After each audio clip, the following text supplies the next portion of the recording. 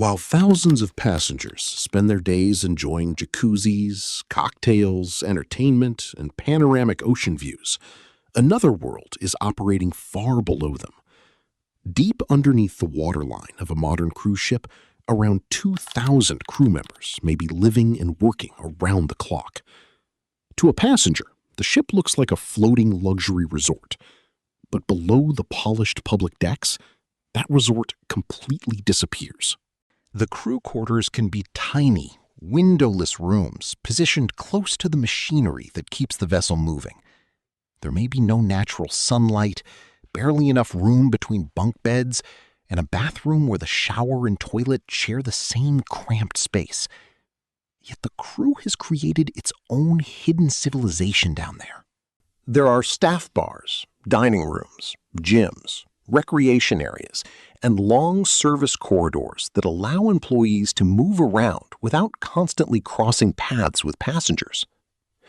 For months at a time, people from dozens of countries live inside this enclosed steel environment while working extremely demanding schedules. Cameras, security procedures, and strict company rules are part of everyday life. And some violations can end a contract immediately. So what exactly happens behind those restricted doors? And why would thousands of people still compete for these jobs despite the difficult conditions?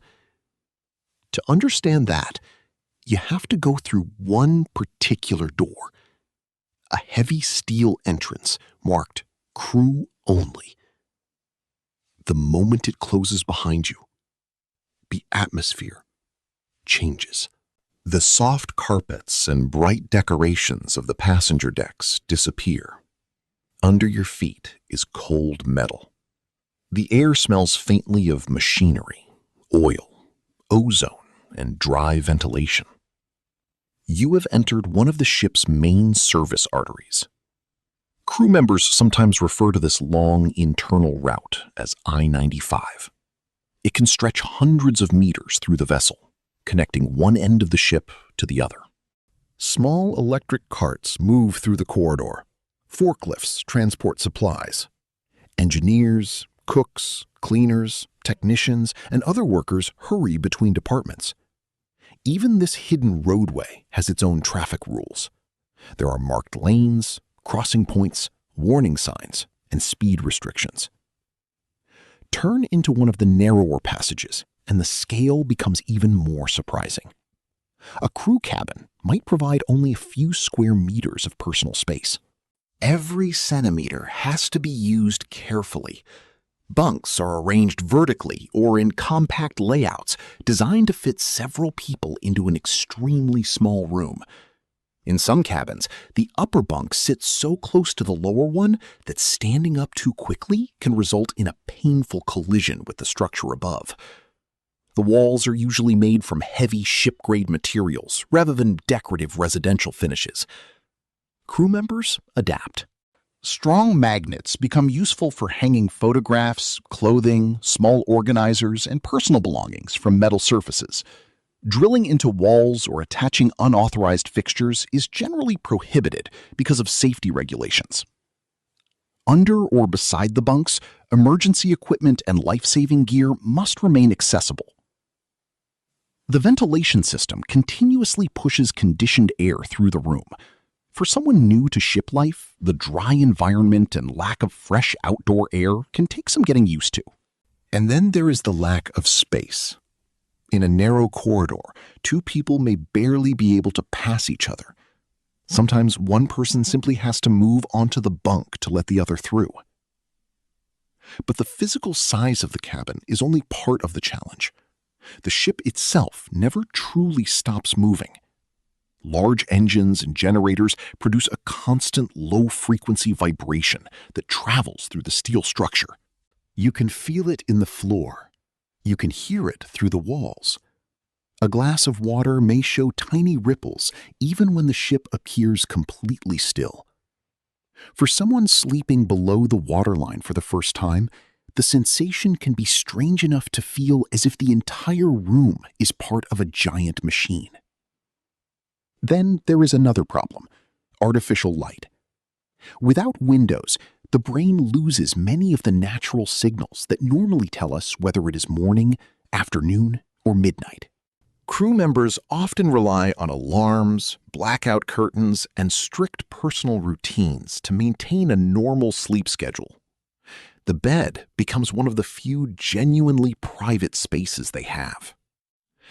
But the cramped cabin, dry air, vibration, and artificial lighting are only the beginning. The real pressure starts when the crew member steps outside. Because below the passenger decks exists a completely different rulebook. And breaking one of those rules can cost someone their entire contract.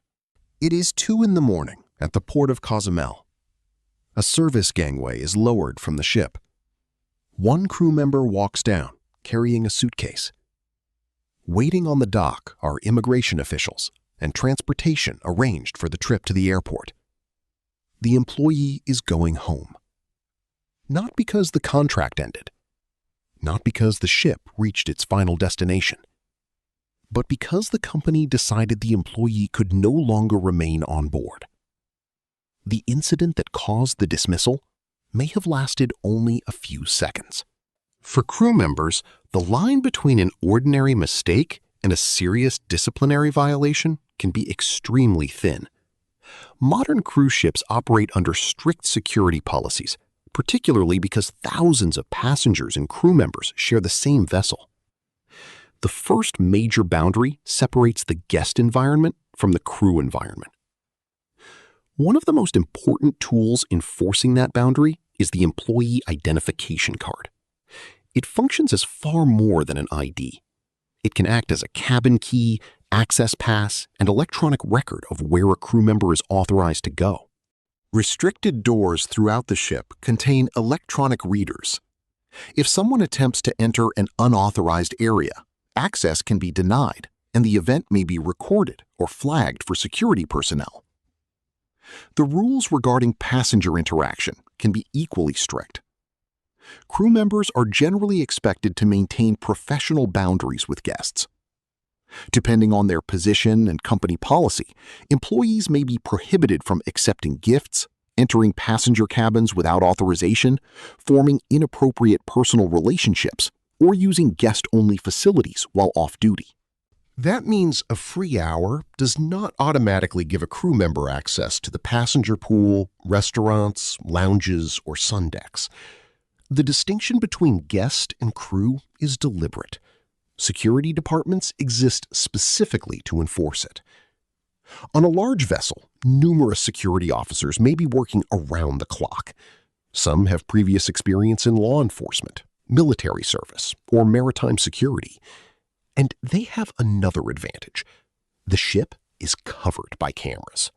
Thousands of cameras can monitor public areas, corridors, entrances, workspaces, and other controlled locations. Their feeds can be routed into a dedicated security center where operators monitor activity across multiple screens. The surveillance does not stop at the living quarters. Crew cabins can also be subject to inspections under company rules. Security personnel may enter using authorized master access and inspect areas where prohibited equipment could create a danger. Items such as unauthorized heating devices, irons, candles, or alcohol can become serious concerns because fire is one of the greatest threats a ship can face at sea. A small electrical device might seem harmless on land. Inside a steel vessel carrying thousands of people, it can become a completely different risk. That is why crew members are expected to follow safety regulations, even inside their own cabins. The pressure is constant. But there is another question. How do thousands of people from dozens of different countries manage to live together for months inside the same enclosed environment? The answer is that the crew has built a world of its own. A heavy steel door opens. Music spills into the corridor. And suddenly, the industrial atmosphere changes. You have entered one of the spaces passengers rarely see, a crew bar. These underground clubs can become the social center of life below deck. The lighting is darker, the atmosphere is casual, and drinks are typically much cheaper than those sold on the passenger decks. Crew members can finally sit down after a long shift, talk with friends, listen to music, and temporarily forget that they are hundreds of kilometers from home. But even this hidden social world has its own structure. The crew is not one completely equal group.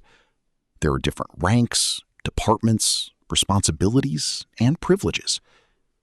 At the top are officers and senior engineers. They usually have larger accommodations and greater access to restricted areas.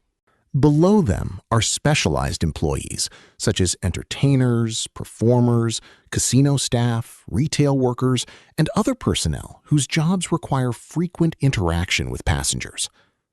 Then comes the largest group, the operational crew. Cabin attendants, cleaners, cooks, kitchen workers, deck crew, laundry staff, and many others keep the ship functioning every day. Even dining arrangements can reflect these divisions. Different crew restaurants may serve different groups depending on rank and department. The largest dining areas are designed for the everyday workforce, with meals adapted to the nationalities and cultures represented on board. That matters more than it might seem. When someone spends months away from home, familiar food can become a small but important connection to normal life. A worker from India may look for familiar curries. Someone from the Philippines may prefer traditional rice-based meals and soups. Others may search for food that reminds them of home. Inside this isolated environment, another kind of economy can also develop. Not everything employees need is available through the ship's official services. So crew members often help one another. Someone with hairdressing skills might cut coworkers' hair. A technician may repair a damaged phone.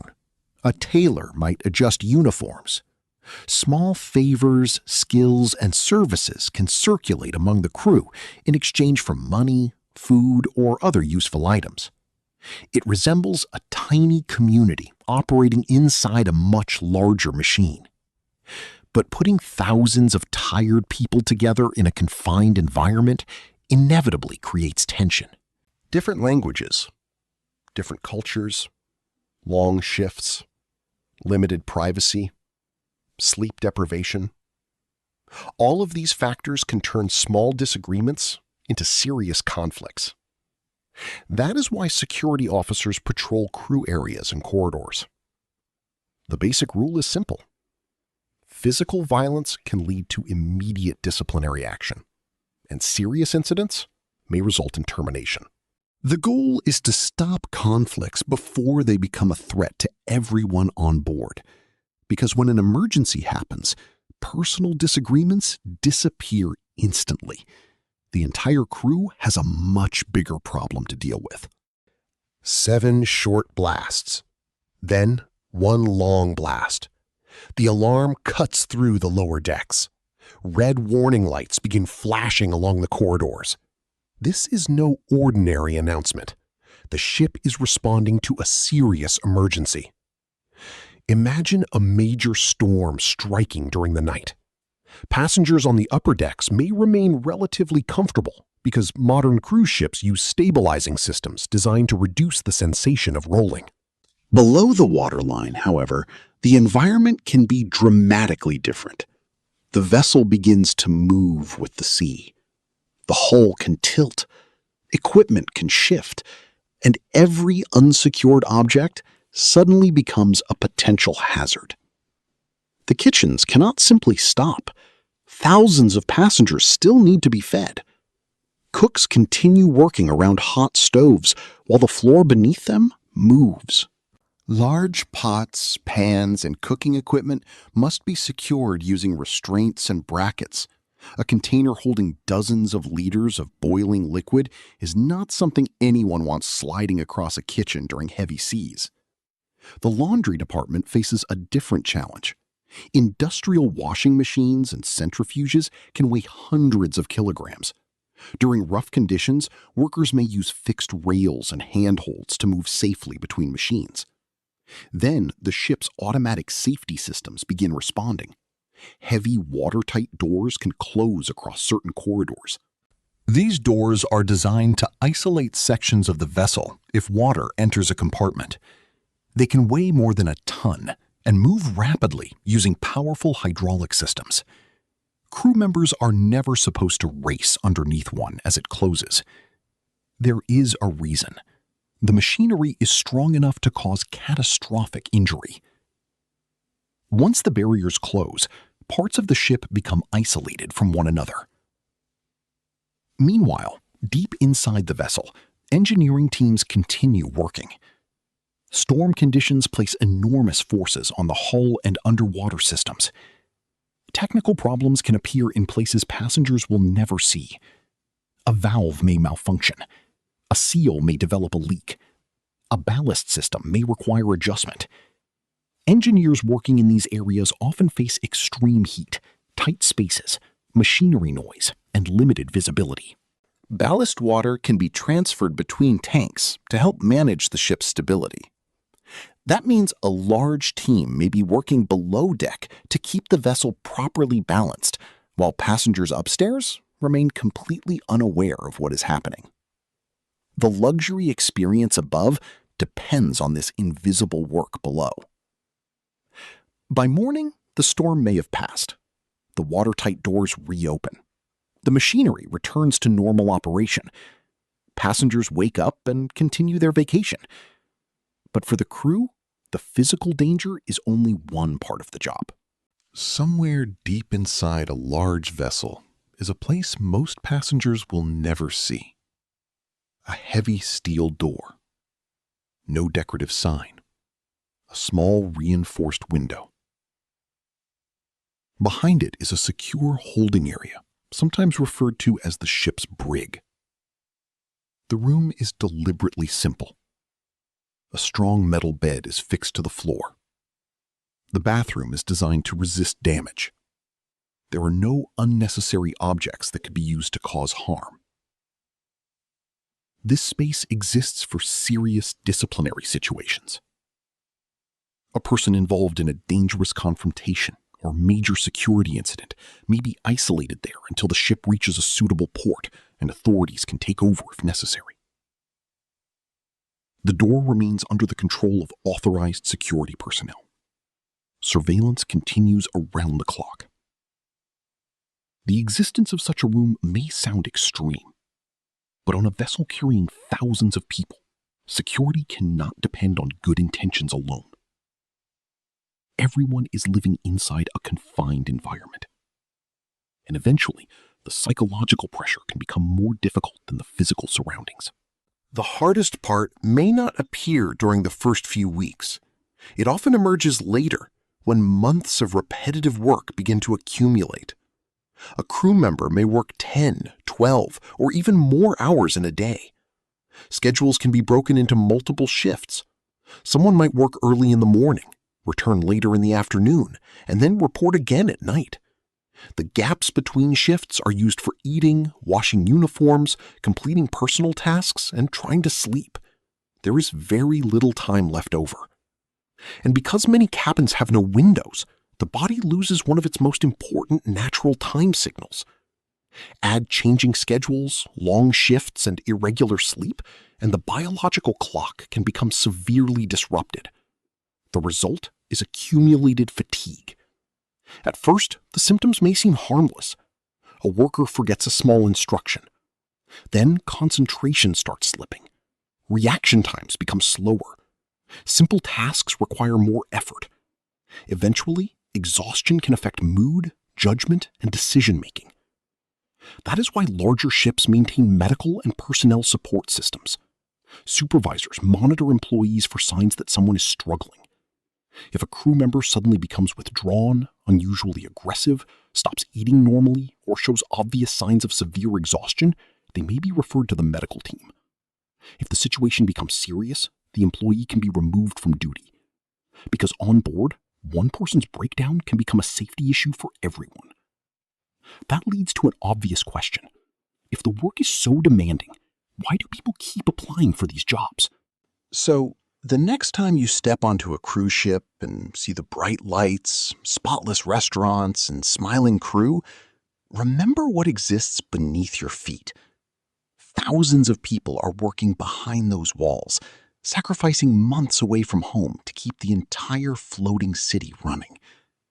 For passengers, the cruise is a vacation. For the crew, it is a demanding way of life, and for many, a chance to build a better future.